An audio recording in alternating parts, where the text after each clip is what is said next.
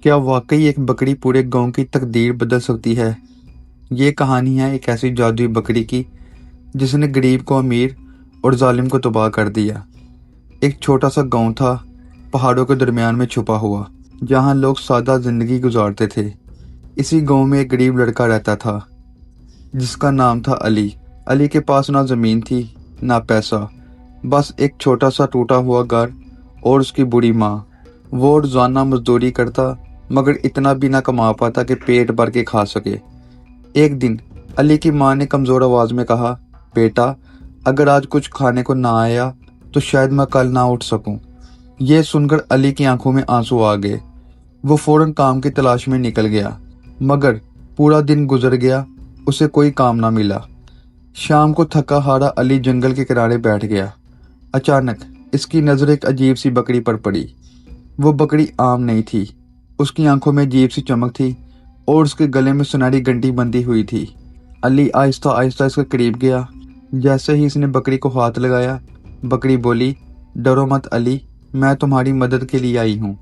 علی حیران رہ گیا، یہ کیسے ممکن ہے؟ ایک بکری بول رہی ہے؟ بکری مسکرائی اور بولی، میں عام بکری نہیں ہوں، مجھے اللہ نے تمہاری آزمائش کے لیے بھیجا ہے۔ بکری نے کہا، اگر تم سچے دل سے کچھ مانگو گے تو میں تمہیں وہ دے سکتی ہوں، لیکن یاد رکھنا لالچ مت کرنا۔ علی نے فوراً کہا، مجھے صرف اتنا چاہیے کہ میری ماں بھوکی نہ سوئے۔ بکری نے آنکھیں بند کی اور اچانک زمین پر سونے کے سکے ظاہر ہو گئے۔ علی خوشی سے رو پڑا۔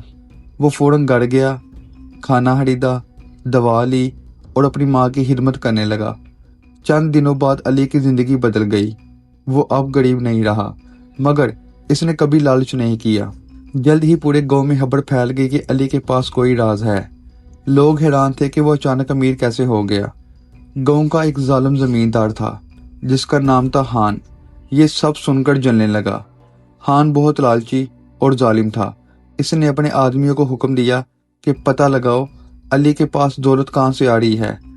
ایک رات خان کے آدمیوں نے علی کی گھر پر نظر رکھی۔ انہوں نے دیکھا کہ علی ایک بکری سے بات کر رہا ہے۔ وہ فوراً جا کر خان کو بتانے لگے۔ خان نے فوراً علی کو پکڑا اور بولا، سچ بتاؤ، یہ دولت کہاں سے آ رہی ہے؟ علی نے سچ چھپانے کی کوشش کی مگر خان نے اسے دھمکایا۔ آخرکار علی نے بکری کا راز بتا دیا۔ خان نے فوراً بکری چھین لی اور ہنستے ہوئے کہا، اب یہ بکری میری ہے اور اب میں پورے علاقے کا سب سے امیر آدمی بنوں گا۔ خان نے بکری سے کہا، مجھے سونے کے پہاڑ دے دو، خزانے دے دو، سب کچھ دے دو۔ بکری نے خاموشی سے کہا، میں تمہیں دے سکتی ہوں، مگر یاد رکھو لالچ کا انجام برا ہوتا ہے۔ خان ہنسا، مجھے کوئی نہیں روک سکتا۔ جیسے ہی خان نے اپنی دولت مانگی، اچانک آسمان پر بادل چھا گئے، زمین کانپنے لگی اور سونے کے سکوں کی جگہ آگ برسنے لگی۔ خان چیخنے لگا، یہ کیا ہو رہا ہے؟ مجھے بچاؤ۔ بکری نے کہا، تم نے لالچ کیا اور ظلم کیا، یہی تمہاری سزا ہے۔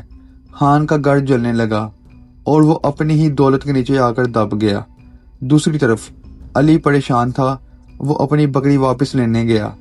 وہ بکری کے سامنے رو پڑا، میں نے غلطی کی، مجھے معاف کر دو۔ بکری نے نرم آواز میں کہا، تم نے سچائی کا راستہ چنا، اس لیے تم معاف ہو۔ اچانک بکری ایک روشنی میں بدل گئی اور ایک فرشتہ ظاہر ہوا۔ فرشتے نے کہا، یہ سب ایک آزمائش تھی اور تم کامیاب ہو گئے۔ پھر اس نے علی کو دعا دی، اب تمہاری زندگی میں کبھی کمی نہیں آئے گی۔ اگلے دن علی کا گھر ایک خوبصورت مکان میں بدل چکا تھا۔ اس کی ماں صحت مند ہو گئی تھی اور علی نے کبھی کسی غریب کو خالی ہاتھ نہیں جانے دیا۔ یہ کہانی ہمیں سکھاتی ہے کہ لالچ انسان کو تباہ کر دیتا ہے اور صبر اور شکر انسان کو کامیابی دیتا ہے۔ اگر آپ کو یہ کہانی پسند آئی تو ویڈیو کو لائک کریں، چینل کو سبسکرائب کریں اور اپنی رائے کمنٹس میں ضرور دیجیے گا۔ اللہ حافظ۔